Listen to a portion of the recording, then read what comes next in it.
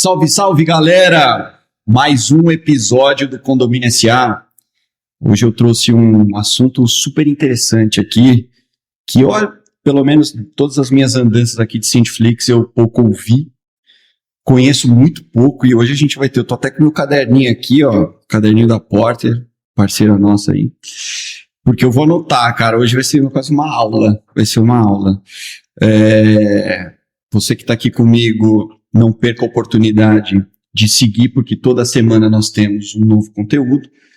Toda semana nós vamos trazer algo diferente, algo que vai abrir os teus horizontes na sindicatura, seja na sindicatura residencial, comercial, e hoje o tema é a sindicatura ou a análise ampla de condomínios logísticos, ou seja, essa sindicatura industrial. Então nós vamos estudar um pouquinho aqui. Eu vou ler, já que eu te apresento o nosso convidado de hoje. Antes de mais nada, eu vou pedir para você se inscrever no canal, dar um like, porque aí você vai simplesmente ser sempre notificado de quando surgir um conteúdo novo, tá? Eu vou ler aqui a ficha extensa, viu? Cara, é experiente. Aliás, diga-se de passagem, temos dois bons amigos em comum, depois a gente, no meio da conversa, a gente vai falar deles, porque merece essa homenagem justa. Mas o nosso amigo Ricardo Baracá, ele já trabalhou sempre na indústria de logística, principalmente. Já trabalhou na CCR, na JBS, na GLP. Então a gente está falando, são 3 letrinhas, mas cada letrinha dessa aqui a gente fala que movimenta bilhões na economia brasileira. Ricardo, obrigado. Quarta-feira a gente falou, né? E rapidamente você aceitou o convite. E hoje, cara, humildemente falando, como a gente conversou, pouco se fala, e eu, de verdade, falo muito com muitos síndicos, mas eu tenho certeza que o que a gente vai falar hoje, pouquíssimos desses síndicos que eu converso têm esse know-how. Então, cara, melhor do que ninguém, você vai poder se apresentar melhor para nós, contando essa trajetória que pouco a gente conversou, mas que com certeza vai corroborar com todo esse know-how que você vai explicar para a gente ao longo do papo. E a ideia é justamente isso, é um bate-papo. A gente fala, né? Eu falo muito para a Bruna, é o momento da gente tirar a gravata, abrir o botãozinho da camisa, pegar o papel e caneta, turma, e anotar, porque nada mais justo do que a gente ter bom conhecimento e o conhecimento da fonte. Ricardo, por favor, cara, conta para essa turma aí quem é o Ricardo Baracá e da onde veio e o que ele faz. Legal, obrigado aí, pessoal, pelo convite. Eu comecei a minha carreira na indústria, realmente, fiquei quase que 15 anos na indústria. Quando eu me coloco no mercado, num determinado momento, mais ou menos em 2015, né, vamos dizer, há 10 anos atrás, quase 11 anos atrás, um grande amigo meu falou, olha, eu tô sabendo de uma vaga para Head de Property Management na GLP. E aí eu sempre conto para as pessoas essa história. Eu falei, o que é Property Management e o que é GLP? Né, porque realmente eu não tinha ideia do que era. E eu fui descobrir a GLP, que hoje é o maior player do mundo em condomínios e galpões logísticos. Recentemente foi comprado, esses fundos trocam muito de mão, mas é uma empresa que é uma referência no mundo todo. E Property Management é o gestor de propriedades, né? E é focado em galpões logísticos. Quando eu conheci o pessoal da GLP, a GLP estava chegando no Brasil e os principais executivos da operação do negócio não eram no segmento de real estate. Uhum. Então eles apostaram no meu conhecimento industrial para trazer algo diferente para fazer a gestão de propriedades. E aí foi muito legal, foram 6 anos aí. Isso tudo na GLP? Tudo na GLP. Tudo na GLP, legal. Cara, então, foram 6 anos na GLP, onde eu acumulei aí 20 anos de carreira com esses 6 anos na GLP, e é onde eu me apaixono pelo segmento de gerenciamento de propriedades de condomínios e galpões logísticos. Por que eu falo condomínios e por que eu falo galpões logísticos? Porque a gestão, porque esse negócio, esse business de galpão logístico, ele é dividido entre o monousuário e o condomínio logístico. O monousuário nada mais é do que um galpão alugado por um locatário, um usuário. E o condomínio logístico pode ser um galpão ou podem ser vários galpões, tem diversos locatários. Então, os proprietários, os fundos de investimento, eles têm esses dois tipos de perfil. E aí, no condomínio, você tem uma atuação um pouquinho diferenciada e no monousuário você tem outra atuação.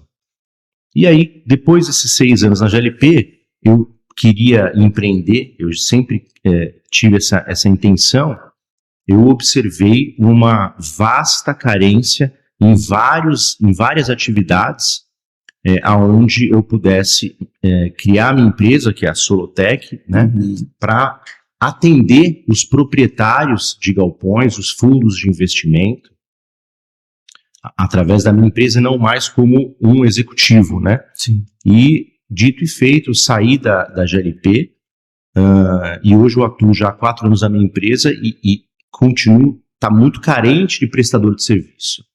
Né? Então, esse é um resumo aí da minha carreira até onde eu estou hoje na Solotec, atendendo hoje empresas como a própria GLP, atendendo os players de mercado. Muito bom. O que eu estudei um pouco para falar contigo, que confesso para ti, é muito, muito raro a gente ir nesse tema. Eu estava conversando com a minha esposa, que é a Amanda, que ela é advogada condominialista, e ela fala, cara, ninguém fala disso. Muito pouca gente fala disso. Então, esses eventos de síndico, pouco se debate nessa questão dos galpões logísticos, enfim. Só que eu estava olhando aqui, cara, os números são impressionantes. A gente está falando em 35 milhões de metros quadrados, mais ou menos, 35 milhões de metros quadrados, dentro das lógicas dos fundos imobiliários.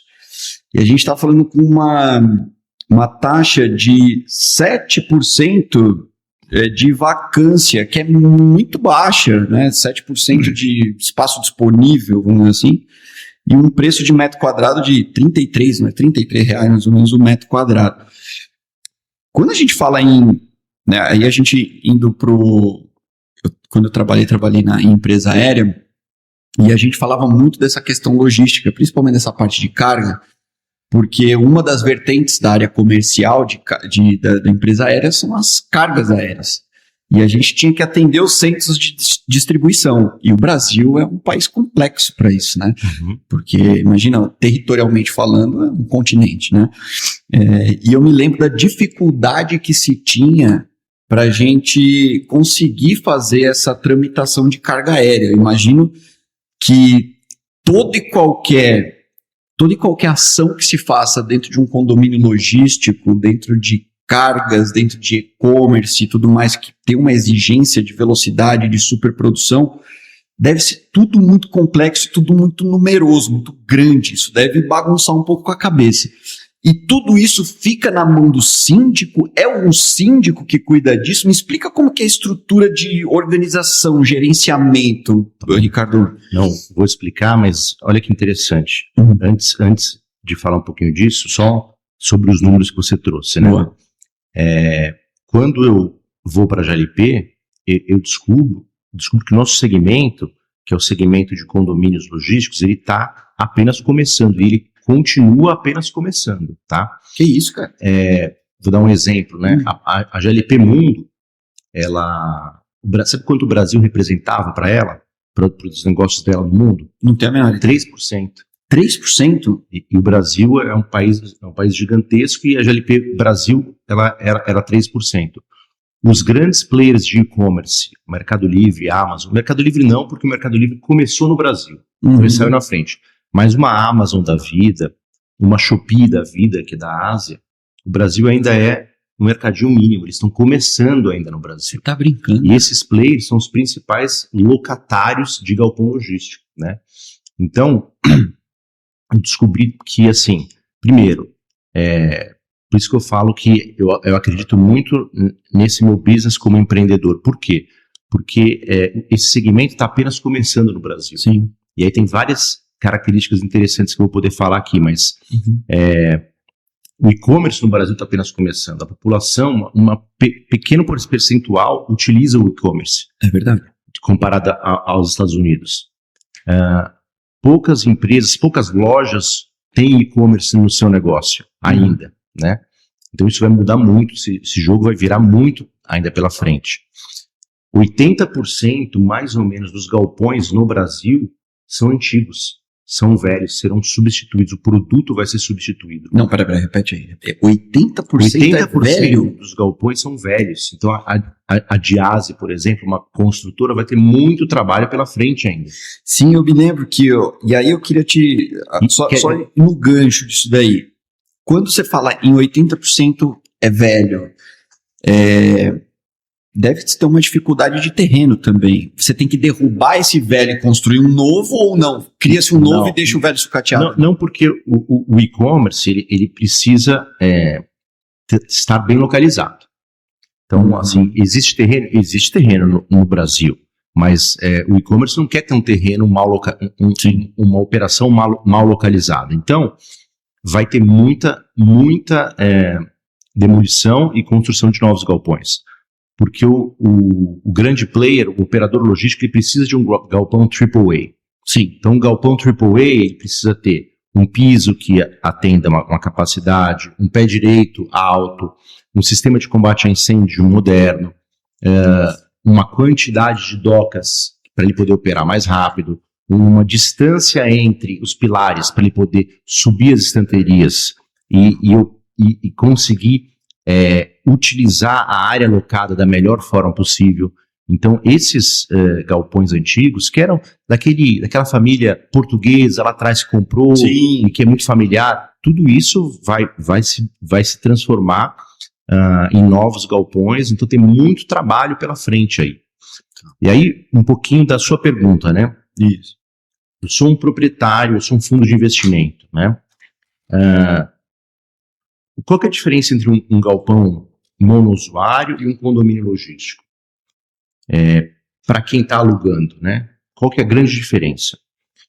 Se vamos dizer que eu sou um proprietário e eu tenho disponível um galpão e eu tenho disponível um condomínio com alguns módulos à disposição. Se o operador logístico vir para esse galpão, ele vai ter qual benefício? O benefício é que as regras são dele. Uhum. Eu estou no meu galpão, as regras são eu que vou definir como é que funciona. Eu não estou dentro de um condomínio que existem regras que eu tenho que entender que já existe um regulamento funcionando. Meio que uma coexistência. Você não precisa. Você faz do jeito que você quiser. Só que aqui, como monousuário, eu que vou pagar pela segurança, pela portaria. Eu que vou pagar pela limpeza do reservatório de água. Uhum. Eu que vou pagar pela manutenção do gerador. Eu que vou pagar pela manutenção da motobomba. Eu que vou pagar pela manutenção das bombas de esgoto. Eu que vou pagar pela jardinagem. Eu que vou pagar pela limpeza. Quando eu estou no condomínio logístico, eu divido essa despesa com todo mundo. Perfeito. Então, um operador logístico, ele quer ficar num condomínio logístico. Ele não quer ficar num monousuário. A maioria deles tem essa preferência. Ele tem essa preferência porque a despesa é menor. É menor. E a excelência é garantida, vamos dizer assim, né? E aí, por exemplo, quando eu vou alugar, você falou de R$33 o metro quadrado. Eu vou alugar por R$33 o metro quadrado aqui e vou alugar por R$33 o metro quadrado aqui. Sim. Só que aqui, além dos meus R$33, eu vou ter X mil reais com segurança, manutenção. Uhum. Então, eu tenho um custo maior por estar nesse galpão. Aqui, eu estou pagando R$33, mas eu estou pagando muito menos de segurança, porque eu divido com os outros. Uhum. Estou pagando muito menos. Então, o condomínio logístico virou aí a grande tendência. Uhum. Mas ainda é algo muito novo no Brasil. Ainda é algo muito novo. E aí, você tem dois tipos de operação. O proprietário institui uma associação e o proprietário institui um condomínio. Isso depende de como ele quer fazer, né? Quando ele institui um condomínio, é obrigatório ter um síndico. Quando você está numa associação, não é obrigatório. Mas esse síndico sempre acaba sendo contratado também, né? Independente. Independente. Tá. Então, hoje o síndico no condomínio não é ele que cuida dessa operação. O síndico cuida para garantir os processos jurídicos desse condomínio. Perfeito. Né? Então, ele que garante que tem uma ata, né? Ele que garante que tem fechamentos mensais, ele que garante que tem previsão orçamentária, ele que garante que todos os contratos com os prestadores estão devidamente assinados e vigentes, mas a operação é uma administradora condominial e é o proprietário colocando alguém também para participar do dia a dia. Isso é de algo de confiança, vamos dizer, porque vamos pensar o seguinte, uma administradora que cuida disso, né? Possivelmente ela talvez tenha que trabalhar com alguns síndicos de falar, cara, deve ter um condomínio ou outro que talvez exija uma complexidade e um pouco mais de bagagem, até inclusive do gestor, falar, cara, isso aqui é broca, isso aqui precisa ter um cara experiente cuidando disso aqui, porque senão vai me dar problema. Então talvez, acho que deve ter um peso grande da administradora nesse negócio. Um peso enorme, e aí existem alguns dilemas aí, né? Por exemplo, o proprietário, vamos agora só falar de condomínio, né? Isso. O proprietário, ele quer aumentar o 33, ele quer Perfeito. cobrar 35, ele quer cobrar R$40 Justo. o aluguel. Para isso, ele tem que oferecer um condomínio mais barato, né? Tá. Agora, se eu oferecer um condomínio mais barato, eu não estou conseguindo ter todos os serviços da melhor forma. Então, um condomínio mais barato vai ter um jardineiro e não 2 jardineiros. Vai ter uma pessoa de manutenção e não 2. Então, esse é o dilema. Eu consegui um condomínio mais barato, aumentei o aluguel, mas o meu locatário está reclamando do meu condomínio. Perfeito. Então, eu vou viver uma tensão. Eu vou viver brigando com a minha administradora. Por quê? Porque o meu locatário vai reclamar. Sim. Então, é um dilema que o proprietário vive. E mais, olha que interessante também como o nosso segmento de condomínio logístico é novo, né? Sim. Quem são os grandes locatários? São as grandes operadoras logísticas, são as grandes empresas de varejo, que têm no seu corpo executivo pessoas de supply chain muito treinadas a cobrar e exigir muito do fornecedor, né? Então, quando esses caras entram num condomínio logístico, eles exigem muito do fornecedor de transporte, do fornecedor de máquina, do fornecedor de plataforma, do fornecedor de empilhadeira. Eles exigem muito, né? Eles espremem muito. Imagina. E são essas mesmas pessoas que conversam com o proprietário do galpão.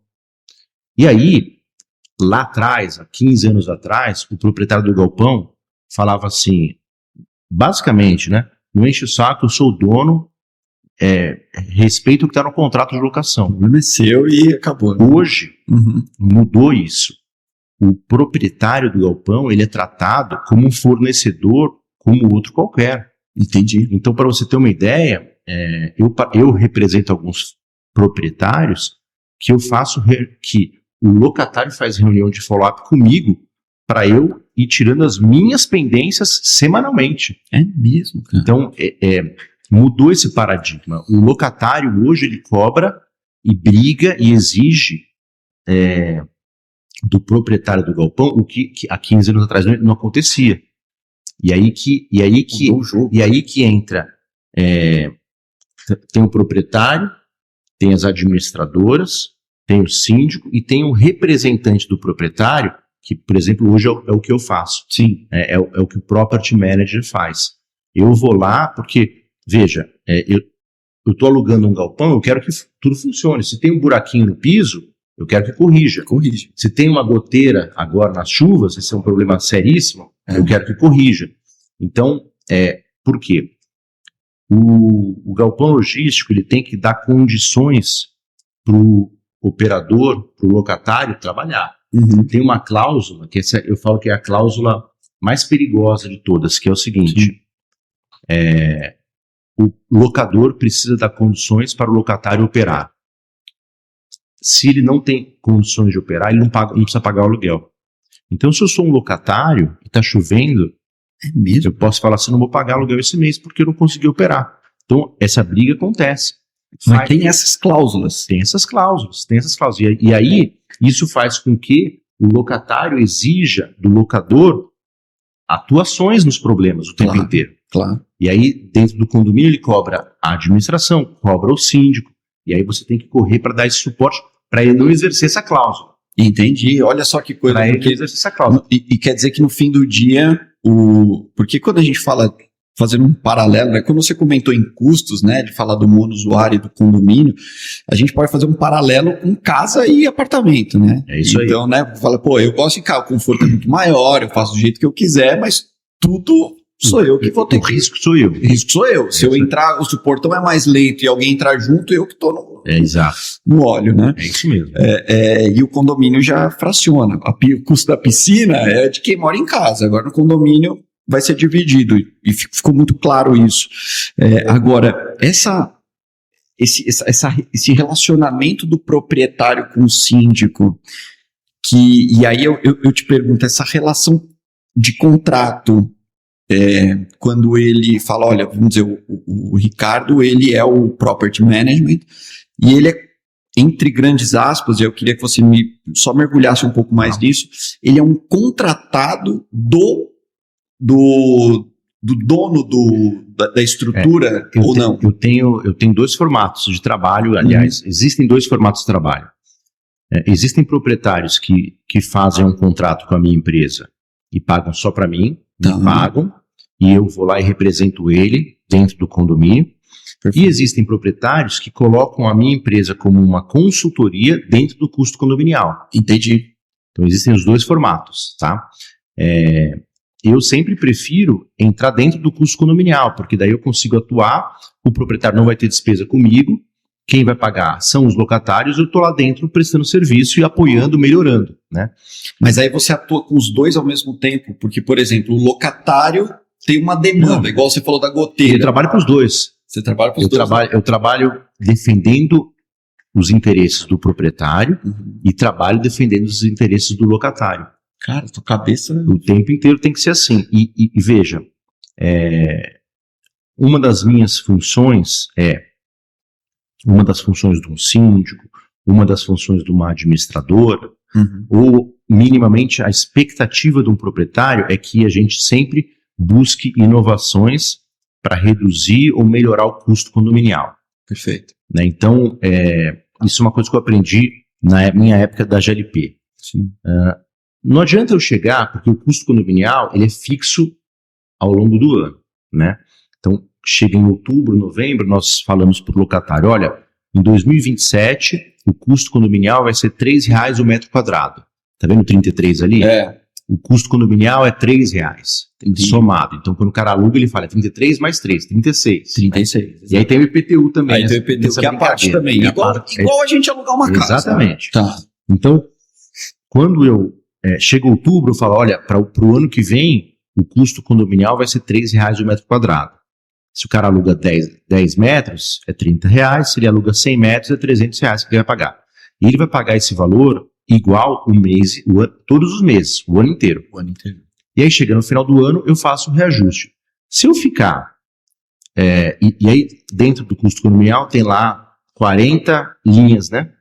Se eu chego todo ano e aumento o IPCA, certo, né, que é o que os meus prestadores de serviço normalmente colocam como reajuste, todo ano mudando, eu não estou fazendo o meu trabalho. Né? Então, nós tínhamos uma curva na GLP, né, o condomínio dura 10 anos, 15 anos, no mínimo, né? Depois ele é vendido, ele muda de dono, enfim. Então tem uma curva de IPCA e tem uma curva de aumento de custo condominial. A curva de IPCA tem que estar para cima e a de aumento de custo condominial tem que estar também uma curva para cima, mas menos. Isso, a inclinação menor. A inclinação menor. Se isso está acontecendo, eu estou fazendo o meu trabalho. É mesmo, cara. Eles medem assim. Medem assim.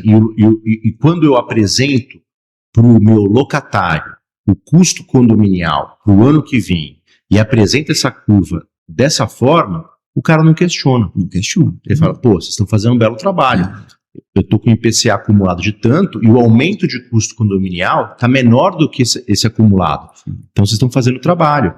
Então, ele conta conosco, né? E deixa eu te perguntar, Ricardo, você vai ter, ao longo do ano, você tem que rebolar, porque, enfim, os custos, invariavelmente, num país que tem inflação, vai subir. Uhum. E aí você vai ter que criar alguns mecanismos, às vezes criativos, ou às vezes renegociação com o prestador, vamos dizer, o cara que faz uma reforma do ar-condicionado, o cara diminui aqui, diminui ali, a segurança patrimonial, troca uma empresa aqui, outra ali, enfim. Quais são essas dificuldades que você vê? Porque me parece um desafio que você tem que bater ano a ano. Sim, né? sim. E aí, mudar toda hora, não sei se é o caso, né? Se tem que mudar realmente toda hora de prestador, ou renegociar o tempo todo, é desconfortável, porque o que você falou é bem verdade. Se você coloca pelo IPCA, tá tudo tranquilo, cara. E aí é meio que, entre grandes aspas, seria o síndico preguiçoso. Exatamente. Né? Assim, cara, reajusta aí, o Brasil é por aí que vai e seguiremos. Agora, fazer essa dinâmica, uma vez que o mercado é regido por essa regra, vamos dizer, né, esses indicadores, como é que você faz para segurar esse custo aí? Legal. Tem 4 pontos importantes para eu responder, né? Primeiro ponto, num condomínio, quanto maior for o condomínio em termos de ABL, área bruta locável, melhor para mim, porque o meu condomínio é mais barato. Então, se eu sou olha só, se eu sou um locatário e eu vou entrar num condomínio de 100 mil metros quadrados, eu vou pagar R$2 o condomínio, pela área que eu vou alugar. Esse mesmo locatário, se ele entrar num condomínio de 50 mil metros quadrados, ele vai pagar R$4. Então, ele vai pagar o 33 mais 2 no condomínio grande, ou 33 mais 4 num condomínio menor. Certo. Então, se os proprietários, eles já entenderam que tem que comprar terreno grande e construir ABL grande, senão vai ter esse problema lá na frente. Então, esse é o primeiro ponto.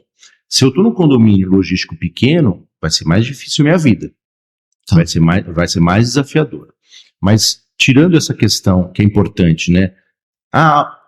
Condomínio barato. Depende.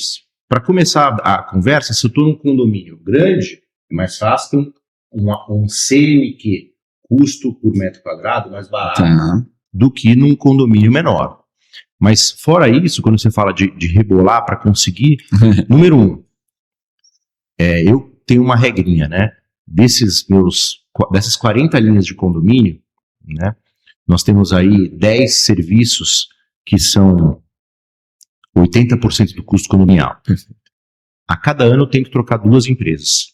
Não tem mágica. É mesmo? Não tem mágica. Então, segurança patrimonial, eu tenho que trocar a cada 2, 3 anos. Porque ela vai toda hora reajustar. Vai recalibrar. Só que eu tenho sempre uma outra empresa querendo entrar. Então, normalmente, como que você faz? Você troca a empresa no momento do reajuste da empresa atual por uma empresa com um valor novo, que o reajuste é só daqui a 12 meses. Então, não tem como você conseguir ganhar aquela curva se você não trocar a empresa. Vai ter que trocar fornecedor, invariavelmente. Trocar fornecedor, negociar com o fornecedor. Se eu sou um player, por exemplo, que eu tenho vários condomínios logísticos, a GLP tinha 22 condomínios logísticos. Sim. Eu dava os 22 para um player único e renegociava todo ano. E o cara era sensível a isso. O cara entendia porque ele estava num super... ia perder um então troca de fornecedor, negociação ou, por fim, transferir o escopo para algum tipo de tecnologia. Perfeito. Então, por exemplo, eu vou tirar um posto de segurança, eu vou colocar uma câmera no lugar dele. Entendi. Né? Eu vou tirar um posto de jardineiro porque eu vou colocar uma máquina que vai fazer a jardinagem. Tem muita tecnologia chegando que você vai tentando substituir. Cara, e você tem que estar super antenado, né? Porque, cara, a gente fala, né? Quando o custo ele é medido, e ele é muito bem medido, diga-se de passagem, porque e possivelmente, cara, posso estar enganado, mas aí eu queria até entender um pouquinho melhor. Mas assim, lidar com essas empresas, você está lidando com caras bem gabaritados, caras que sabem o que está falando ali, e eu imagino que o nível da conversa não é qualquer coisa que você passa. Claro. Né? Deve ser difícil reuniões assim, vamos dizer assim. E aí é um dos pontos que eu gostaria de tocar contigo. Você tem que lidar com todos esses locatários, vamos falar do condomínio logístico, em formato tipo uma assembleia ou não? Super importante essa pergunta. Não, porque diferentemente de um prédio, um prédio residencial de 12 andares, 2 por andar, nós temos ali 36 proprietários que tem que votar numa assembleia. Isso. Num condomínio logístico só tem um proprietário. Perfeito. Então, normalmente a administração condominial, junto com o síndico, monta uma previsão orçamentária. Olha, para 2027, o custo condominial vai ser de R$3. Para quem que aprova? Existe a assembleia. Quem que aprova? O proprietário. Ele fala assim, ok, fizemos a ata, está aprovada. Entendi. E aí a gente apresenta para os locatários. O locatário não tem poder de veto, né? Ele só tem que ser informado. Só que, como eu disse, né? Ele reclama. É isso que eu ia falar. Ele tem o poder de falar, obrigado, nessas condições eu não quero. E aí ele pode meter o pé, aí tem uns contratos não, aí. Pode meter o pé, mas não mete o pé, porque ele está preso no contrato de locação. Sim. Mas ele vai, se ele achou caro, você vai ter um ano, se ele achou caro, você vai ter um ano azedo com esse cara. Porque todo mês ele vai ficar te perturbando. Com certeza. Né? Porque ele também contrata segurança, também contrata os serviços do condomínio. Sim. Né? Então tem muito locatário que quer participar das negociações. A gente tem que tirar ele. Gentilmente tem que tirar ele. Mas veja, não existe essa dificuldade de convenção, de aprovação, porque só tem um proprietário. Beleza. Entendeu? Ótimo, legal. E agora eu queria depois eu vou, se você puder, eu ficaria muito contente se você pudesse abrir, eu queria saber de bastidores. Claro. Assim, bastidores, como é que a banda toca no dia a dia, né? Mas eu queria saber, assim, antes de mais nada, né? A gente está falando, como eu te falei, a nossa audiência, principalmente do Síndiflix, é uma audiência de formação de novos síndicos, são pessoas que estão entrando ali, conhecendo o mercado e com a ampla maioria do mercado residencial. Tá. Quando a gente vem para um tema desse, que aí você já trouxe, assim, vários insights, várias coisas novas aqui, inclusive para mim.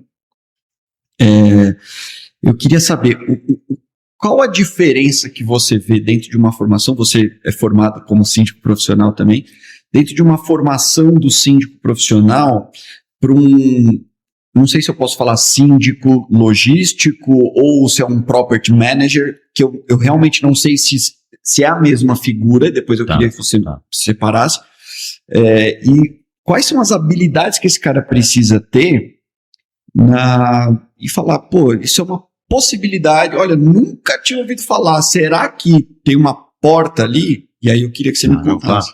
O property manager, que é normalmente o representante do proprietário, ele tem que conhecer tudo sobre a sindicância, mas ele entra em algumas atividades que o síndico não entra. Por exemplo, o síndico não tem acesso ao contrato de locação. E o contrato de locação com o locatário tem várias regras que eu costumo, por exemplo, resolver problema com o locatário mostrando cláusulas que ele desconhece. Então o locatário exige coisas, eu tô atendendo ele, eu tô melhorando a vida dele, eu tô corrigindo as minhas pendências, mas de repente ele está me exigindo coisa que eu falo, olha, vocês conhecem o contrato de locação? Isso aqui é minha obrigação, né? Isso o síndico não participa. Outro ponto, o proprietário e o locatário têm uma atividade muito importante que acontece muito, que são as obras. Então, ele faz obras para melhorar a operação dele, que eu tenho que aprovar, eu faço obras para melhorar a operação dele, tudo isso na área privativa. O síndico não participa disso. O síndico, então, como eu disse, o property manager que faz tudo que o síndico faz e mais outras coisas. Perfeito. O síndico são dois caras diferentes, então, nesse jogo. São dois caras diferentes. O síndico em si, ele cuida das questões relacionadas ao condomínio. a previsão orçamentária, a execução dos serviços contratados, a garantia da vigência dos contratos, da documentação legal, né? Legal. Então, outro ponto, né? O síndico presta muita atenção, vou dar um exemplo, né? Nós contratamos uma empresa de segurança patrimonial. Sim. Segurança patrimonial, você tem o vigilante, você tem o porteiro, você tem o recepcionista. Às vezes, no dia a dia, o gerente do condomínio, que aí é uma outra figura, né? Que é da administração. Certo. Ele é o property manager, mas não o representante do proprietário, ele cuida da administração. Às vezes, na correria, ele está pedindo para o recepcionista fazer serviço de vigilante. Isso vai dar uma dupla função, vai dar um problema trabalhista. Perfeito. O síndico tem que estar atento a isso. Perfeito. O síndico tem que conhecer o escopo contratado pela empresa de segurança patrimonial. O gerente da administração que você comentou, ele está instalado dentro desse condomínio ou ele fica... Instalado dentro. Olha só. Ele fica lá. Ele é o cara como se fosse um zelador de um prédio. Né? Então, a administração condominial tem a figura do gerente do condomínio, que é como se fosse um zelador de um prédio. Tá. Tem a figura do síndico, que vem semanalmente garantir contratos vigentes, garantir funcionamento operacional. E tem o proprietário, que nunca é o proprietário, é um representante do proprietário, o property manager, olhando tudo isso. Perfeito. Se relacionando com o locatário, cuidando das questões da área privativa. Tem muito gerente de condomínio que ele nunca entrou dentro do galpão, porque não faz parte do escopo dele. É mesmo? Não faz parte do escopo dele, é do galpão para fora. Segurança, manutenção, jardinagem, pátio, ele não entra lá dentro, né? E aí o proprietário tem que ter alguém para cuidar da parte lá de dentro. Que interessante. Mas do jeito que você desenhou agora ficou bem didático, porque pareceu muito um condomínio normal, que você tem o zelador, você tem o síndico que vai, o síndico profissional que vai ali, tirando o morador, né? Mas o síndico profissional que vai 1, 2 vezes na semana para garantir, e aí você tem, lógico, os moradores, que aí é que a gente fala, né? O property manager, ele representa esses moradores, porque muito possivelmente a gente não tem a figura do morador, a gente deve ter fundos atrás, né? Exatamente. Então, você não vai ficar relacionando com um fundo de capital aberto, então tem um cara que se relaciona eu tenho um cliente, por exemplo, que ele tem, hoje no Brasil, é um fundo de investimento, ele tem 3 milhões de metros quadrados de condomínio logístico. Quando você falou que eu sou o número 85, ele tem 10% disso aí. 35. Um cara. Um cara só. É um cliente meu. Forte, hein? Sabe quantas pessoas no time dele, no escritório, tem para cuidar de todas as propriedades? Um cara. Um cara. Que fica no escritório, na Faria Lima. É mesmo? Entendeu? Então, é que você comentou que não aparece proprietário, ele me contrata para ser o representante dele. Então temos lá esse proprietário que tem 10% de todos os galpões logísticos do Brasil. Incrível. Ele tem administradora condominial em cada condomínio, com o zelador, que é o gerente do condomínio ali. Sim. Ele tem o síndico e ele tem, por exemplo, uma figura como eu, na minha empresa, para representar ele. Perfeito. E aí eu represento olhando todo, relacionando com o locatário, assuntos diversos, cuidando das obras, cuidando do condomínio, apoiando e cobrando a função da administradora condominial, trabalhando em conjunto com o síndico, para que o síndico garanta. Porque o síndico do condomínio logístico também tem que cuidar dos fechamentos mensais, do fechamento anual. Quando a gente faz uma previsão orçamentária, não é para dar lucro, até porque uma associação de condomínio não dá lucro. Perfeito. É para a gente trabalhar no 0 a 0, né? E a gente cobra um fundo de contingência.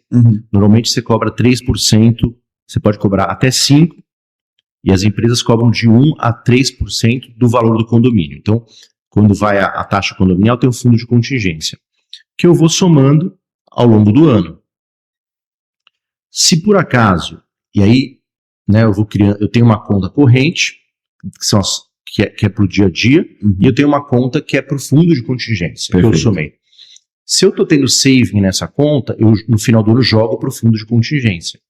Então, dependendo do condomínio, no final do ano, eu tenho 100 mil reais gerados de fundo de contingência, seja pelo fundo de contingência cobrado, ou seja pelo pequeno saving que eu fui dando. E aí o síndico tem que, essa hora o síndico, a caneta do síndico, né? Perfeito.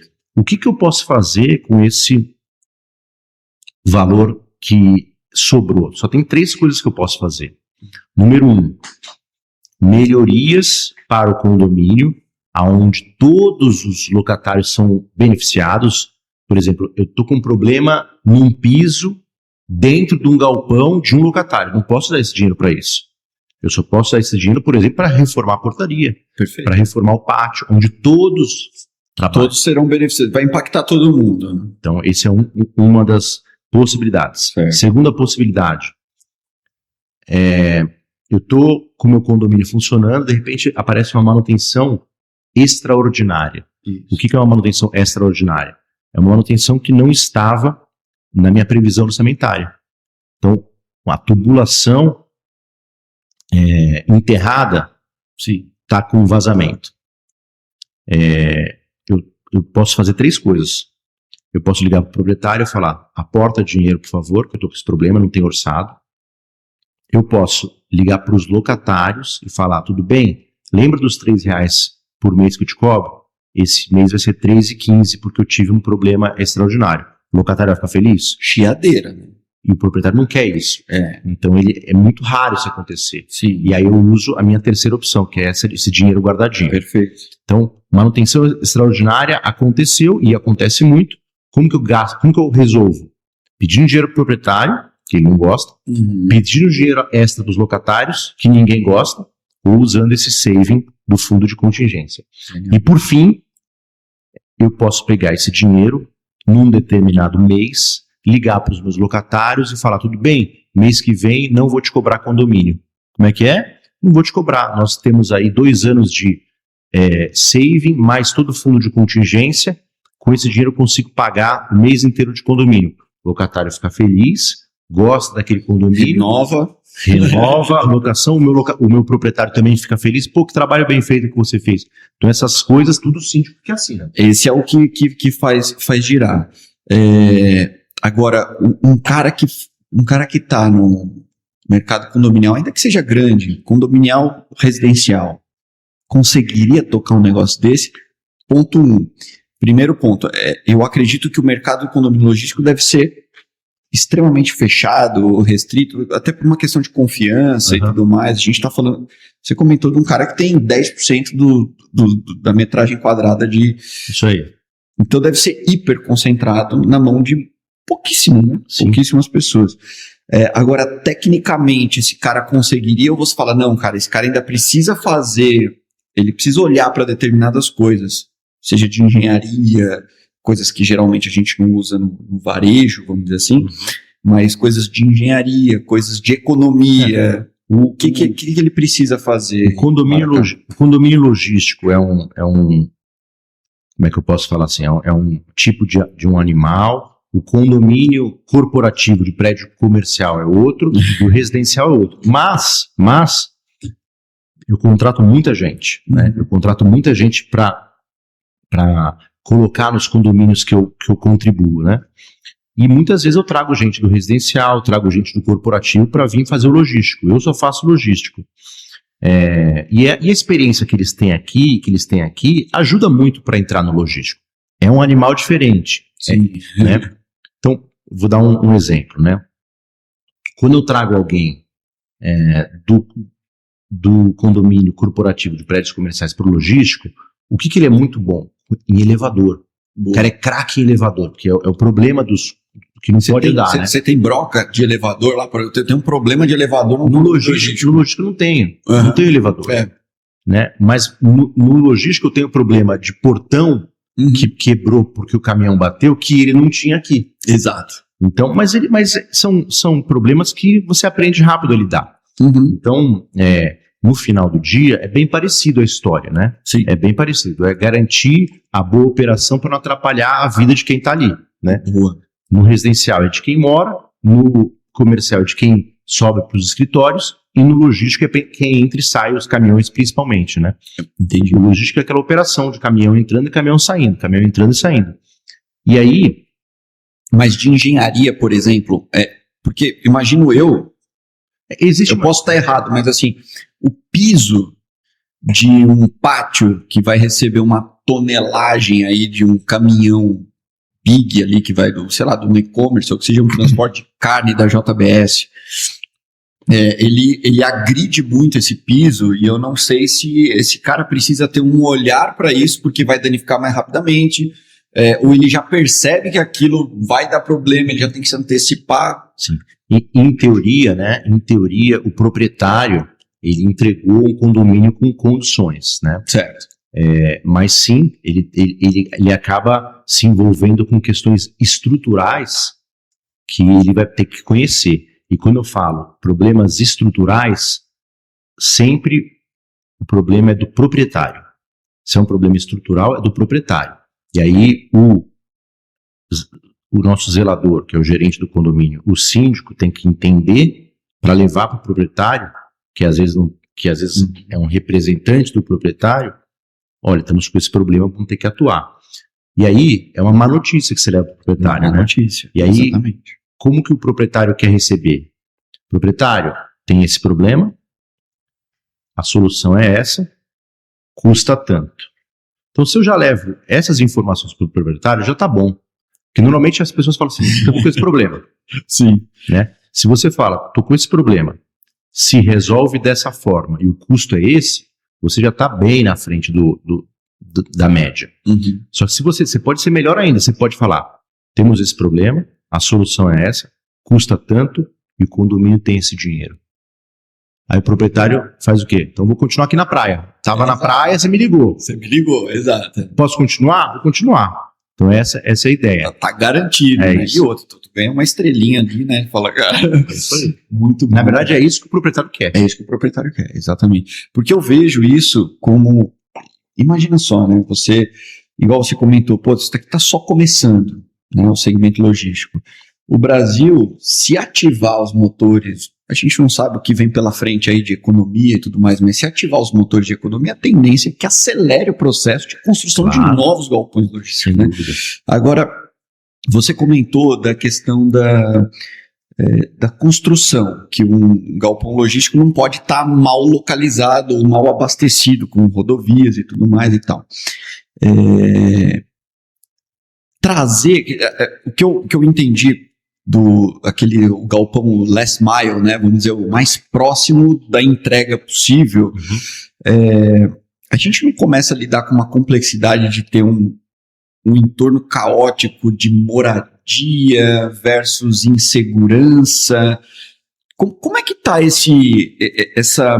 essa visão do investidor para esse tipo de equipamento? Isso só existe porque o usuário, eu sou um usuário do Mercado Livre. Uhum. Eu compro tudo meu no Mercado Livre, né? Certo. Eu comecei a comprar as coisas do Mercado Livre há 6 anos atrás, acho que todo mundo, né? Pandemia. Há 6 anos atrás eu comecei a comprar as coisas do Mercado Livre. Quando eu comecei a comprar, demorava 8 dias úteis para chegar. Sim. Lembra disso? Sim, lembro bem. Hoje, padrão chegar no dia seguinte. Cara, eu comprei uma qualquer de lavar ontem. Qualquer coisa chega no dia seguinte. Então, o usuário exigente puxou a necessidade de velocidade. E isso criou a necessidade de ter os last miles. Sim. Então, vou citar o Mercado Livre aqui, né? Ele tem grandes centros de distribuição em vários lugares e um monte de last miles. Então, o que eles fazem? Eles têm lá o centro de distribuição, mas eles têm já 20% dos produtos que eles sabem que vai ter um pedido. Eles sabem que aí vai começar a integrar tudo, né? Eles sabem que vai ter um pedido, eles sabem que vai ter um pedido para a cidade tal, eles sabem que vai ter um pedido para o bairro tal. Que loucura é isso, né? Então, de manhã, ele já aperta o botão e já distribui para os last miles dele. É só por isso que ele consegue entregar no dia seguinte. Então, o last mile já está lá com a camiseta preta que alguém vai pedir, porque já sabe que vai acontecer isso, né?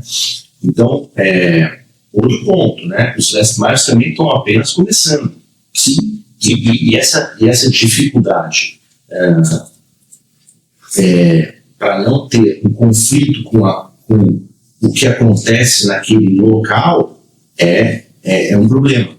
Então, quando não sei se você já viu o Galpão Last Mile, ele mudou aquela situação. Cara, eu peguei eu te falei, eu trabalhava na Azul ali, comecinho de Alphaville ali, na Tamboré, e cruzou a Castelo, abriram o Last Mile na época, eu estava lá, estavam construindo, abriram um galpão, salvo engano, preciso ver, mas eu acredito que era o Mercado Livre, salvo engano. E ali já era, vamos dizer, Carapicuíba, né? Já estava em Carapicuíba. Só que o entorno Baracá, ele é muito povoado, cara. É muito povoado. E eu me lembro, na época, que eu estava conversando com um diretor meu, que hoje não está mais na Azul, e ele falou, cara, eles vão ter um problema muito grande com segurança. Porque ali era conhecido, todo mundo sabia ali que naquela região era uma área perigosa, assalto transeunte, normal, ali um motorista, um cara que estava andando a pé já era perigoso. Imagina uma questão de cargas que você sabe que tem amplo interesse enfim, das facções criminosas aí que pegam para revender e por aí vai. Como é que um síndico, um property manager ou até mesmo o criador do fundo ali, do investidor, desenvolvedor chama. Como é que ele pensa e ele fala, cara, eu vou investir mais, porque possivelmente a terceirizada de segurança vai falar, cara, para eu atuar aqui, eu tenho que atuar contigo, mais repleto. E aí, no fim das contas, o custo vem para o síndico ter que rebolar nessa história. O ponto positivo, né, é que o proprietário do galpão logístico, condomínio logístico, e já cria um estatuto onde a segurança patrimonial ela é compartilhada.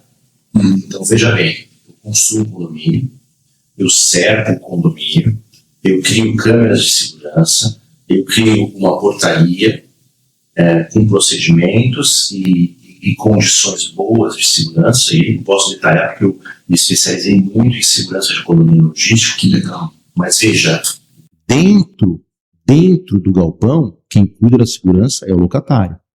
Então, assim, você tem a sua segurança aqui dentro.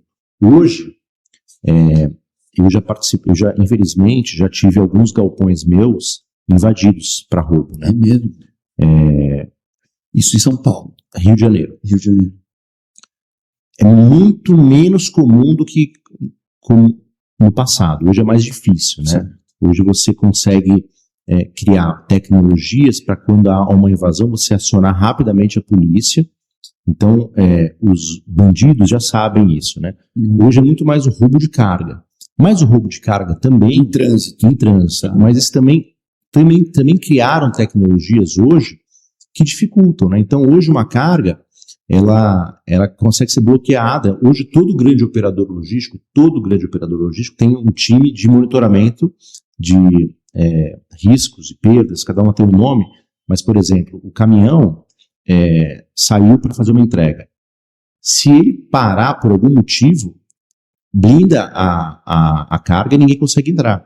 Então, sim, consegue blindar a carga e você liga para o motorista, faz uma senha contra senha, se acontecer alguma coisa, o cara não consegue roubar aquela carga. Nossa, cara, mas isso é como a gente fala, é uma jabuticaba? Isso foi criado por conta da violência brasileira ou isso é mundial? Com certeza no Brasil você tem que ser muito mais criativo do que o normal. Muito mais, né? Eu, na minha época de GLP, eu recebia muito chineses e até japoneses. Eles tinham operação na China e no Japão. E eu contava para eles algumas coisas que nós fazíamos no condomínio em termos de segurança.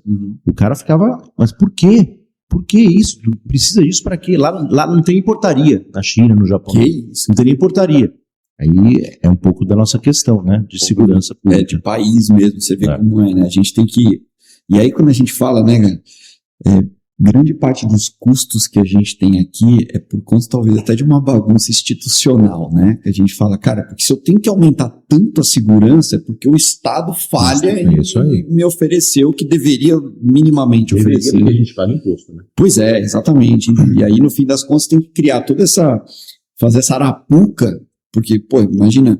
Se para um caminhão, o cara faz uma contrassenha, a carga se blinda, ou seja, você tem que criar toda uma engenharia para proteção de carga de algo que, teoricamente, num país sério, não teria nem que se pensar, né? Ricardo, deixa eu te perguntar.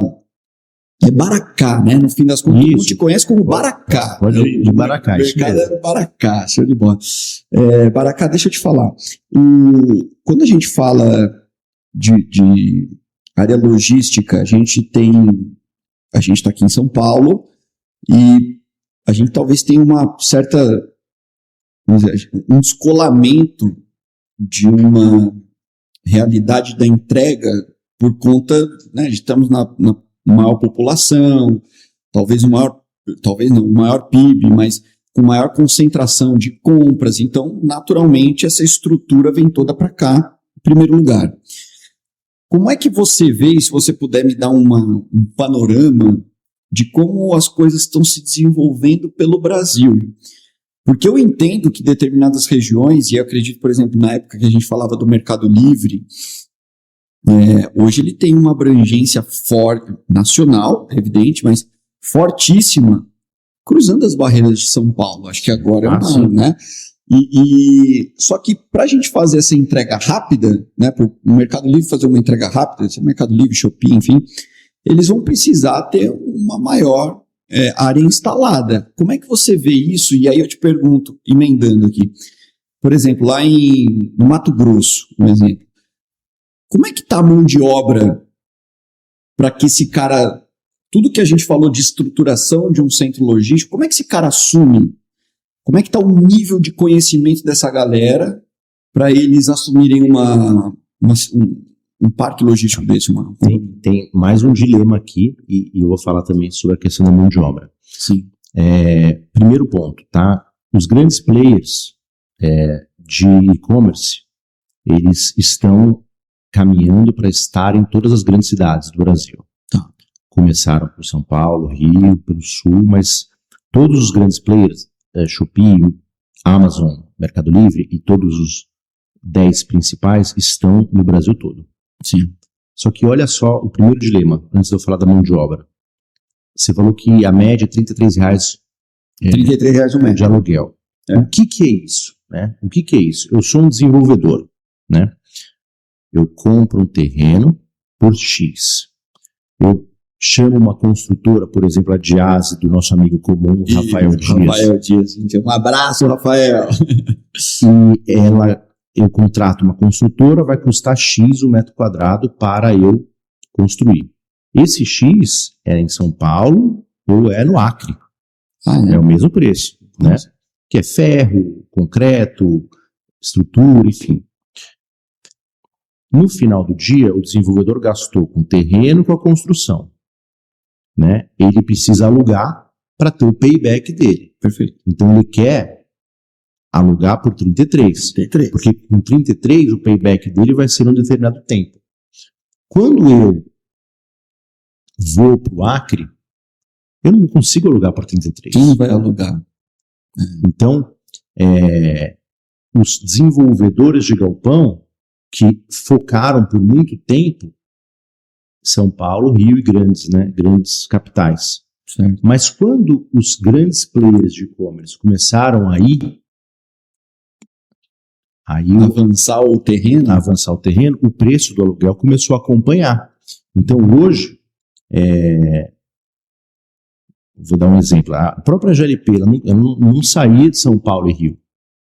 Hoje o locatário dela aqui de São Paulo fala assim, GLP, eu preciso de uma operação em Pernambuco. Preciso que você vá lá, compre um terreno, construa, e eu vou pagar os seus R$33 de aluguel por 10 anos, então vai lá operar lá. Então, estamos começando a ter desenvolvedores interessados em outros lugares sem ser as grandes capitais. Mas isso só aconteceu porque os grandes locatários precisaram se movimentar para lá, né? Perfeito. Então, Mas aí, só uma pausinha aqui. claro, Aí é sob demanda. Ou seja, eu me lembro que na época... começa sob demanda, Entendi. mas aí o desenvolvedor começa a mapear outros locais e fala, aqui vai ficar carente daqui a 2 anos, eu vou lá construir. Né? Entendi. Mas começou sob demanda. Que eu me lembro, na época, o Rafael estava construindo Fortaleza pela Amazon, estava construindo Fortaleza e, salvo engano, algo em Recife. Salvo engano. Ele não estava construindo pela Amazon, ele estava construindo por um desenvolvedor que tinha a Amazon como locatário. Olha só, cara. A Amazon, Então, por exemplo, essa não é uma propriedade Amazon. nunca. É um fundo, É uma GLP. uma GLP da vida. É uma GLP que contrata uma Diase e aluga para uma Amazon. Caraca. Essa é a história, entendeu?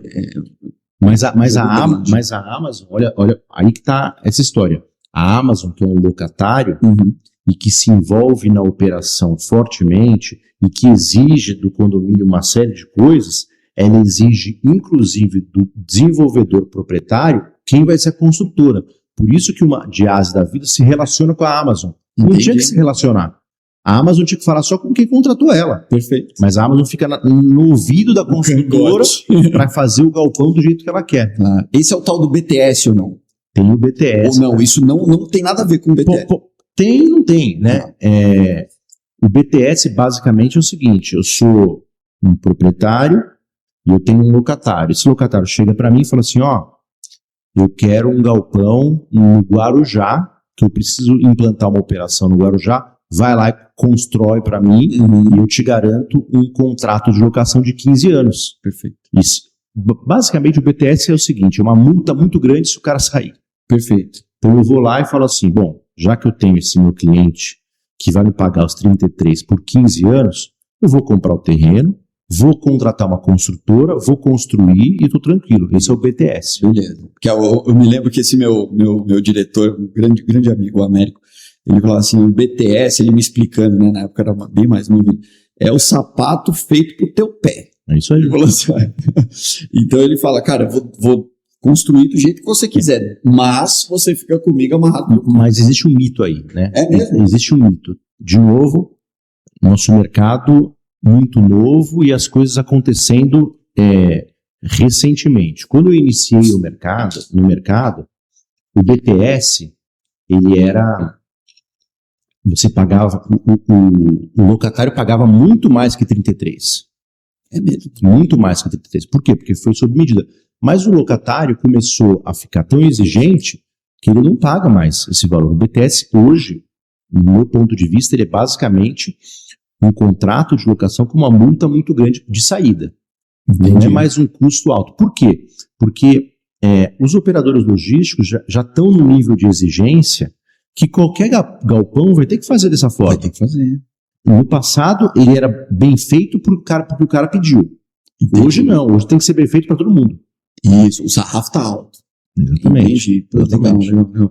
Cara, muito bom isso aí, cara. Eu tô aprendendo muito, muito mesmo, cara. Agora eu queria fazer uma pergunta sobre, você pincelou um pouquinho lá no início, que foi a questão das administradoras. Qual é o papel delas? Assim, entendo que ela seja preponderante no negócio, ela deve se relacionar muito com esses players, eu não sei, mas estou aqui, né, considerando, e vamos dizer, para um síndico, qual é o grau de interação? Porque hoje, por exemplo, o síndico, fazemos sempre esse paralelo, mas o síndico no residencial tem uma administradora como meio que o cara que vai guiar todas as contas, ele vai pagar tudo ali, vai pagar água, luz, etc., vai fazer aquele suporte administrativo, e tem como evidentemente, um serviço de confiança, tá administrando a conta do condomínio, por aí vai.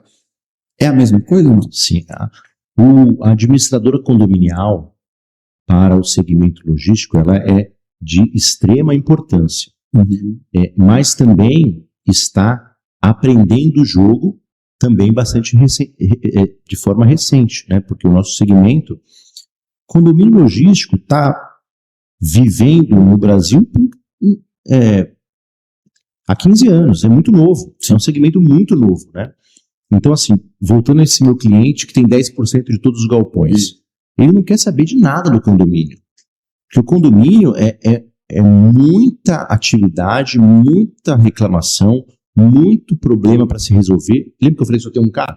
Imagina um cara para cuidar de 20 condomínios, ele não quer nem saber, então ele contrata as administradoras. Perfeito. A administradora, ela entra no jogo, coloca um zelador, coloca um gerente do condomínio fixo lá, ela faz a contratação de todos os serviços, ela assina todos os contratos, ela cuida da conta, ela faz as cobranças de condomínio e cuida da conta, essa é a administradora que cuida da conta, ela faz a boletagem, Perfeito. e cuida da conta, Entendido. e ela faz o atendimento ao locatário de problemas relacionados ao condomínio, não relacionados à área privativa. Lembra que a área privativa tem que chamar o proprietário, né? E o síndico entra, primeiro, para dar um apoio para a administradora condominial, mas principalmente para... Ela tem a caneta, o síndico tem a caneta. Tudo que a administradora quer fazer, o síndico tem que assinar. Perfeito. Tá? Concordo. O síndico, porque ele acaba sendo o responsável legal pelo condomínio ou pela associação. É o síndico. Né? Então, acontece um acidente, morre uma pessoa aqui, o síndico vai ter que responder. Então, o síndico tem que garantir, por mais que ele não esteja presente todos os dias, como o administrador está, ele tem que garantir que tudo que a administradora está fazendo está dentro das normas, está com o devido contrato assinado, as pessoas que estão trabalhando estão devidamente exercendo as suas funções. Habilitada corretamente. Exatamente, né? isso aí. Cara, é interessante. É interessante saber, porque no fim do dia, cara, a responsabilidade do síndico, ela também ela é razoável, hein, Sem cara? dúvida, sem Razoável, dúvida. Sem aí. dúvida. E aí eu te falo, o risco retorno. Vou dar um exemplo, né? Nós temos alguns condomínios localizados em áreas que não tem, por exemplo, ainda um esgoto instalado. Né? Existem alguns casos, né? E aí, o proprietário, quando construiu, ele fez uma ETE, uma estação de tratamento de efluentes. Tá? Então, basicamente, nós recebemos a água, seja de uma concessionária, mesmo não tendo o sistema de esgoto, ela entrega a água, ou um caminhão-pipa entrega a água, e nós temos o esgoto. O esgoto vai para essa ETE. Essa ETE trata esses resíduos e joga no rio. Né? Nós temos, o condomínio precisa contratar um operador desse ETE, um operador de manutenção desse ETE. Nós temos que contratar laudos fazendo a análise do que você está despejando. Do que você está despejando. Se você não tem essas contratações bem feitas e esse sistema não está em funcionamento, você está fazendo um crime ambiental e vai sobrar para quem? Para o síndico. Né? Então, esse é um exemplo que eu dei da responsabilidade do síndico. Pô, mas é uma baita responsabilidade. Por isso que eu te falo, aí a gente falou das características, né, técnicas, inclusive, que o síndico precisa ter, já é uma que hoje, teoricamente, vamos dizer, salvo uma ou outra exceção aí, ele não se preocupa com isso hoje. Porque, majoritariamente, ele é um síndico de cidade que está num prédio onde já tem a coleta de esgoto e dali para frente ele não está preocupado. Ele só vai fazer com que a coleta saia direitinho e que, né, fique dentro e que não vaze para o condomínio. Então, essa é a preocupação dele. Agora, por exemplo... Esse é um exemplo importante. Que precisa essa questão do ambiental.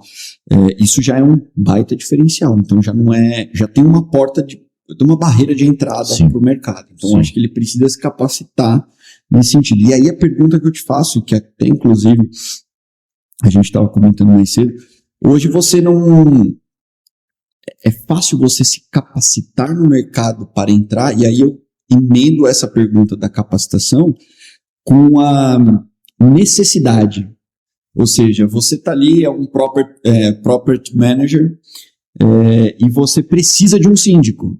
é fácil encontrar ou você, puta, cara, não, pelo amor de Deus, agora não consigo.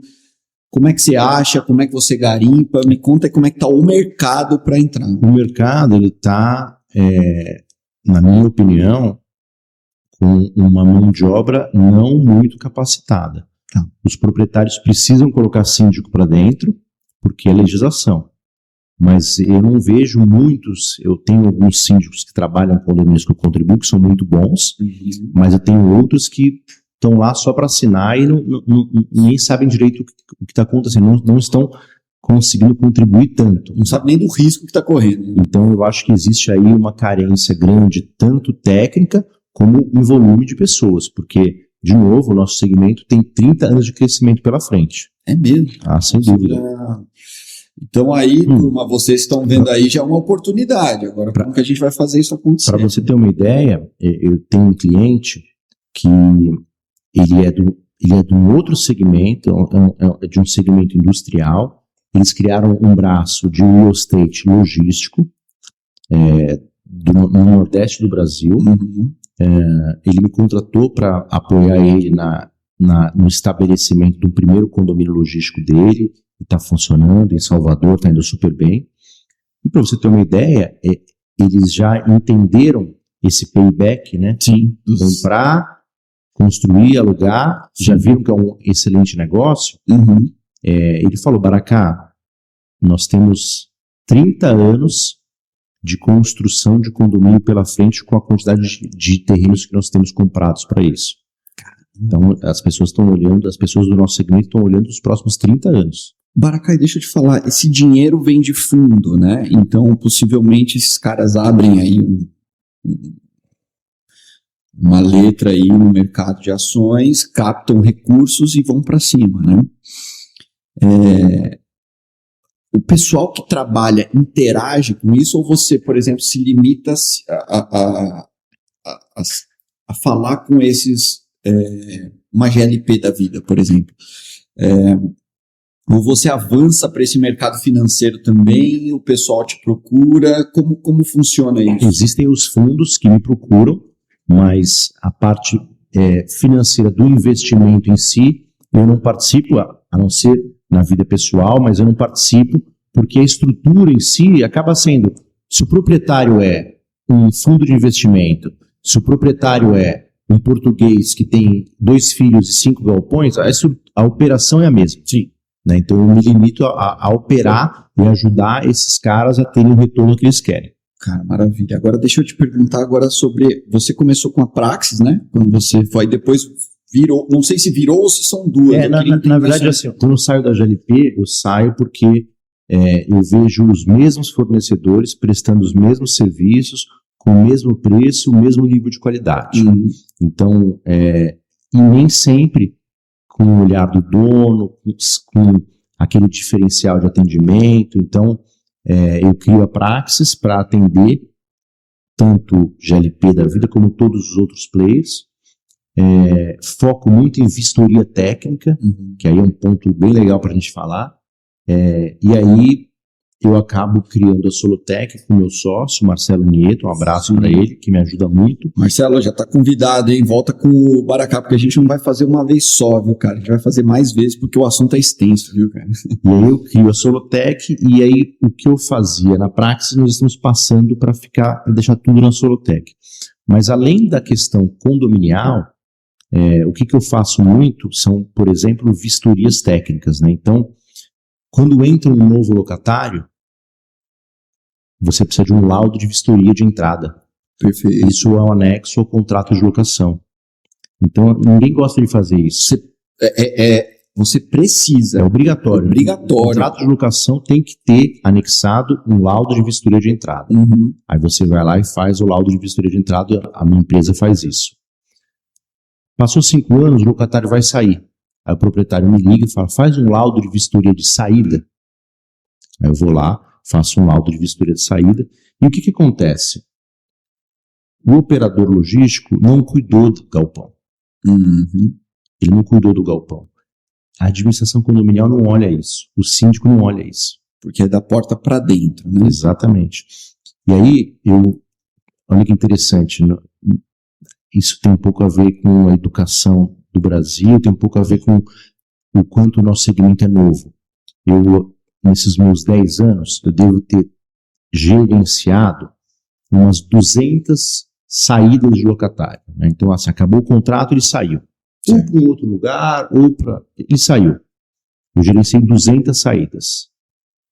Eu tive 200 problemas. Você tá brincando. Ou seja, eu fiz uma vistoria e apareceu lá 200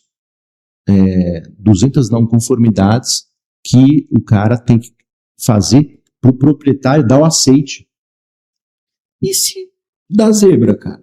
Sempre dá zebra. E aí? E aí gera uma briga entre eles, né? E o locatário que achava que ia sair em fevereiro, ele vai sair em maio. Ele vai ficar 3 meses fazendo obra para conseguir entregar. Vai pagar aluguel, vai pagar condomínio, vai pagar IPTU. Então, ele sai como inimigo, né, cara? Como inimigo. Por quê? Porque deixou de cuidar desse tempo. Olha aqui. Então, de novo, educação e nosso segmento sendo novo. E aí, a minha empresa também faz a vistoria periódica.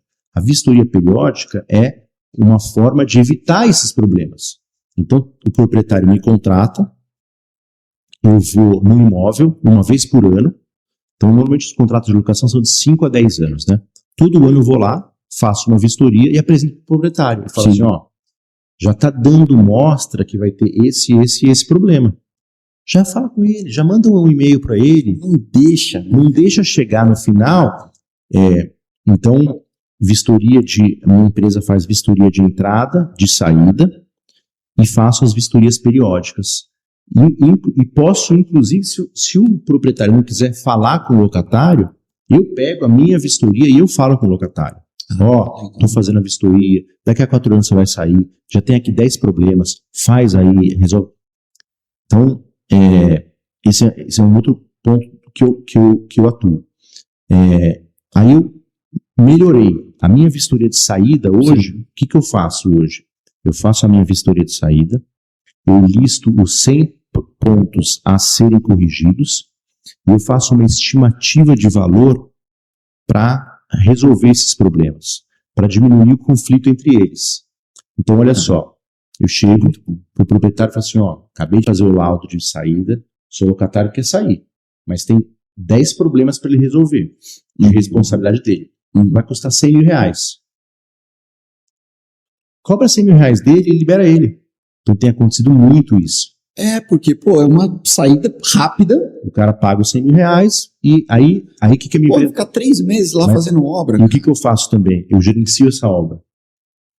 Cara, então você é barba, cabelo e bigode, Baracá, que isso? Eu gerencio essa obra, eu contrato um cara para gerenciar a obra. Por quê? De novo, porque o meu cliente, proprietário, tem um cara só. Ele quer que tudo isso seja resolvido. Assim, resolve, cara. Resolve, só isso, pelo amor de Deus. Eu não quero dor de cabeça, eu quero já mudar a energia, que outra pessoa entre logo e acabou, né? E assim... Mas isso é uma empresa de engenharia. Ou não, necessariamente? Precisa ter a minha empresa é uma empresa de gerenciamento de propriedade. Perfeito. Tem a parte de engenharia em alguns momentos. Entendi. Maravilha, cara. Nossa, cara, bicho, por isso eu falei, a gente vai ter que voltar algumas vezes aqui. Legal. Inclusive, turma, vou dando um spoiler aqui, o Baracá logo vai ser professor aqui. Escuta o que eu tô falando. Conta comigo. Viu, Bruno? Já bota aí, anota o telefone dele, que foi na lista de favoritos aí. E, Baracá, eu queria até também pra gente encaminhando esse papo, porque a gente vai ter que voltar, inclusive, é Marcelo, teu sócio, né? Marcelo Nieto. O Marcelo vai voltar contigo, porque a gente tem, com certeza, esse foi só um embrião. Legal. Né, cara? A gente vai começar a falar disso. Eu vejo que muita lamentação de síndico hoje, que o cara fica fazendo a mesma coisa, e a gente hoje tivemos um episódio de inauguração do podcast. Nós falamos com o Sérgio Gouveia, que é o De Repente Síndico. Ele é um cara, um influencer aí, o cara tem mais de 100 mil seguidores. E ele falou, cara, às vezes a galera fica se degladiando para ficar ali naquele condomínio que você perde ali, você ganha 1.500, aí você sai de 1.500, aí você perde o condomínio, você sai chateado, depois você volta, assim, trocando moeda. E a galera não olha as grandes oportunidades que o mercado pode oferecer, né? E eu vejo que o segmento logístico, por tudo que você me falou agora, pode ser muita oportunidade. Pode ter uma porta gigantesca de saída. Às vezes o pessoal fica reclamando do amendoim que não entrou, e quando vê tem um churrasco do outro lado ali, que a galera não consegue nem ter a capacidade de observar, mas não se observa porque não se fala, né, no tema.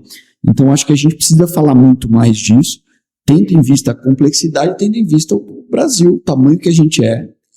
Invariavelmente a gente vai ter o crescimento dessa turma. E aí acho que, vamos falar, né, quem bebe água na fonte, é o passarinho que acorda cedo, bebe água limpa. Isso aí. Então acho que é por aí. Cara, agora a gente tem uma brincadeira, cara, que a gente faz no fim, Legal. que é eu te dou um poder de imperador. Tá. Então, cara, você pode resolver qualquer problema dentro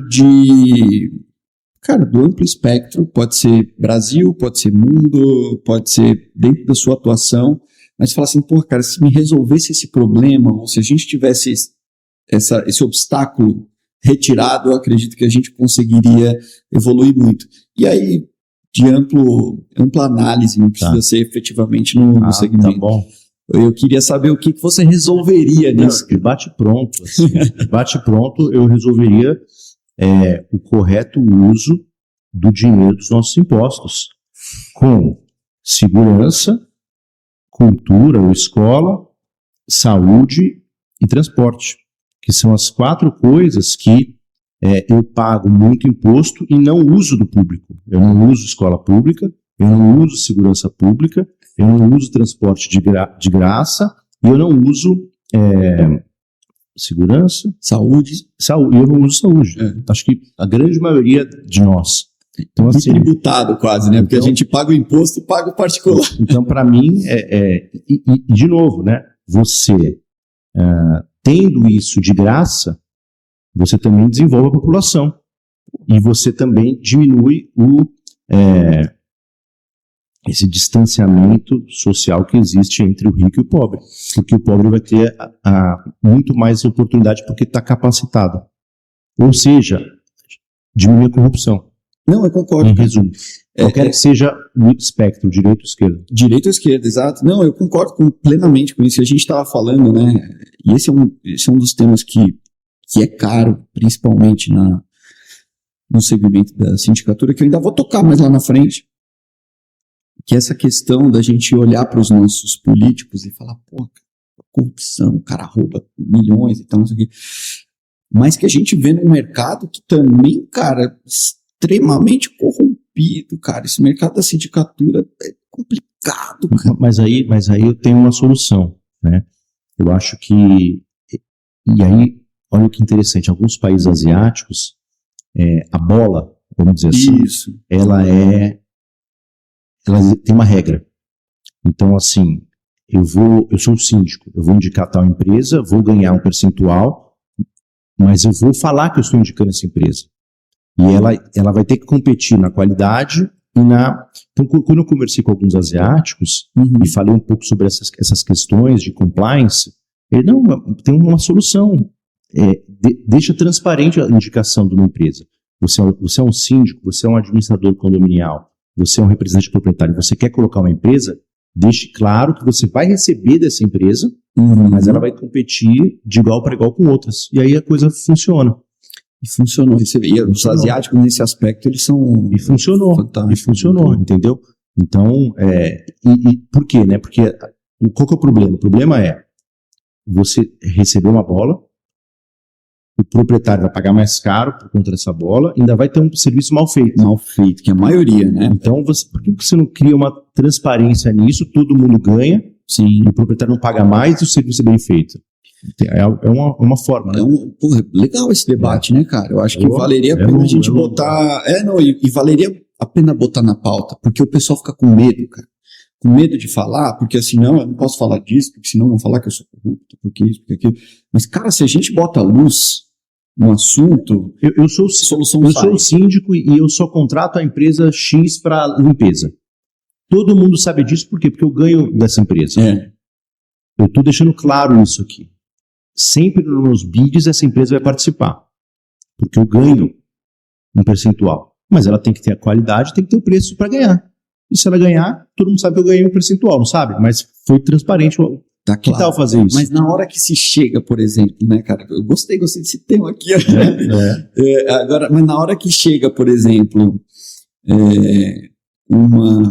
uma situação dessa, vamos dizer para um morador, talvez não sei se no caso, e aí eu queria até essa reflexão, foi muito bom que até puxou, a gente estava puxando para o fim, Bruno, mas segura um pouquinho mais que a gente vai segurar. Mas, por exemplo, no caso de um condomínio logístico que a gente estava comentando que tem um dono. Tá. Tem um dono. Num condomínio residencial são vários donos. Sim. Quando o síndico chega e fala, vamos dizer, numa situação hipotética dessa, que determinada empresa vai concorrer onde vai ganhar, talvez com o dono, ele vai falar, tudo bem, sem problema, cara, vai atender perfeitamente os meus locatários, tá tudo bem, ainda que você ganhe. Quando você traz para vários donos ali, você não acha que vai falar, não, pô, isso é injusto, cara, esse cara tá enriquecendo ilicitamente, você começa a trazer pro debate, Sim, e aí sim. o pau vai comer, entendeu? Mas aí, de novo, o síndico pode chegar para esse proprietário indignado e falar, pode indicar uma empresa também, ela vai participar da concorrência. Indica uma E empresa. se você ganhar, muito bem, né, cara? E se for um primo seu e você quiser, não tem problema. O importante é ser o melhor preço com a melhor entrega do serviço. E garantir isso com todos os termos. E um contrato vigente com os SLAs devidos. Gostei, cara. Gostei dessa visão, velho. Gostei dessa visão. Acho que é algo pra gente mergulhar. Eu acho que é uma boa. E então, resumidamente, você quer que o dinheiro que a gente paga hoje seja devidamente... Essa é a solução. A longo prazo, né? A longo prazo. Sim, não tem jeito. Longo prazo. Cara, Baracá, obrigado mais uma vez. Eu espero que você volte inúmeras vezes aqui. Estou à disposição. Extensão da tua casa. E eu quero que você volte com o Marcelo. Na próxima, o Marcelo vai com certeza contribuir muito com a gente. Dê suas considerações finais. Gostaria muito que você deixasse as suas redes. Eu não sei, eu vi que você utiliza bastante o LinkedIn. Não sei se você utiliza outras redes, o Instagram, tá bom, enfim, da empresa. Pode passar o site, porque depois a Bruna coloca também embaixo ali no rodapé o site da tua empresa, porque com certeza alguém vai te procurar, viu, cara? Legal. Não tenha dúvida que a gente, por mais que a gente ainda está dentro de um processo de crescimento, possivelmente muitos interessados vão surgir aí nesse novo segmento que, para eles, com certeza, é uma novidade. Eu tenho sempre muita gratidão pela GLP, que foi a empresa que me colocou nesse segmento e que eu não conhecia e que hoje a minha carreira se tornou em gerenciamento de propriedade de galpões logísticos. Hoje eu tenho a Solotec Property Services, que faz todo o apoio da gestão condominial, as vistorias técnicas, o gerenciamento de obras, e a gente está já crescendo bastante nesse mercado. A gente nós temos um plano de expansão bem interessante, criando algumas outras empresas para atender o segmento, né? Eu acho que o nosso segmento, ele, de novo, está muito novo, tem muita oportunidade, vai melhorar muito e é extremamente importante. E principalmente porque o Property Manager, ele hoje é visto pelas empresas como uma despesa. Eu pagar por esse cara, ele é uma despesa. Ele não me trouxe receita, mas ele é um cara estratégico. Se eu estou num condomínio e uma DHL da vida, que é um grande locatário, é bem atendida por mim, e eu estou num outro condomínio, ela vai falar, pô, eu vou para aquele outro condomínio porque quem ajuda lá é o Baracá, então eu vou ganhar aqui. Então, o Property Manager não é uma despesa, ele pode ser estratégico, eu defendo muito isso, né? E aí o síndico também, e aí a administradora também, todos esses caras, eles podem ser muito estratégicos e trazer negócios pensando em expansão sempre, né? Perfeito, maravilha, cara. Mais uma vez, estendo o convite para a gente voltar.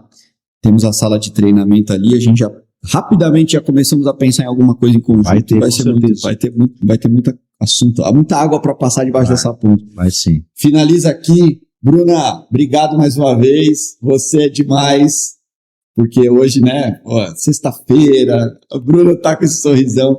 Mas, pessoal, esse foi o Ricardo Baracá, que trouxe muita novidade pra gente, trouxe um conhecimento aí, o cara manja realmente. E esse foi mais um episódio do Condomínio SA. Deixa o seu like, inscreva no canal, comenta, espalha para todo mundo, porque a gente precisa chegar a mares que a gente nunca navegou. Então, esse é mais um convite para estar junto conosco. Semana que vem tem mais. Forte abraço. Valeu.